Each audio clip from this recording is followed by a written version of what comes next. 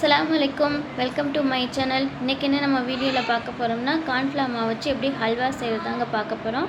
வாங்க பார்க்கலாம். 2 கப் அளவுக்கு கார்ன்ஃப்ளவர் மாவு எடுத்துக்கோங்க. அதில் 2 டம்ளர் அளவுக்கு தண்ணி ஊற்றி நல்லா கெட்டிப்படாமல் கிளறி விட்டுக்கோங்க. ஸ்டவ் ஆன் பண்ணி கடாயில் 2 கப் அளவுக்கு சர்க்கரை சேர்த்துக்கோங்க.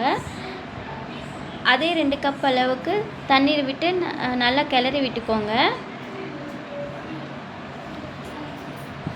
அதுக்கப்புறம் ஒரு தட்டு எடுத்து அதில் 2 ஸ்பூன் அளவுக்கு நெய் விட்டு நல்லா கிளறி விட்டுக்கோங்க.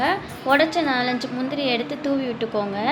இந்த பக்கம் சர்க்கரை கரைஞ்சதும் நம்ம கரைச்சி வச்ச கார்ன்ஃப்ளவர் மாவு எடுத்து அதில் சேர்த்து நல்லா கெட்டிப்படாமல் கிளறி விட்டுக்கிட்டே இருக்கணுங்க.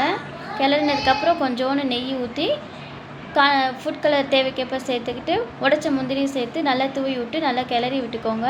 கிளறினதுக்கப்புறம் தட்டில் எடுத்து சேவ் பண்ணிவிட்டு அதில் ஏலக்காய் தூவி விட்டு அதுக்கப்புறம் உடச்ச முந்திரியும் சேர்த்து தூவி விட்டு நல்லா கிளறி விட்டுக்கோங்க. 2 மணி நேரம் கழித்து நம்ம கட் பண்ணி பார்க்கும்போது மெதுவான சாஃப்டான கார்ன்ஃப்ளவர் ஹல்வா ரெடி ஆயிடுச்சுங்க.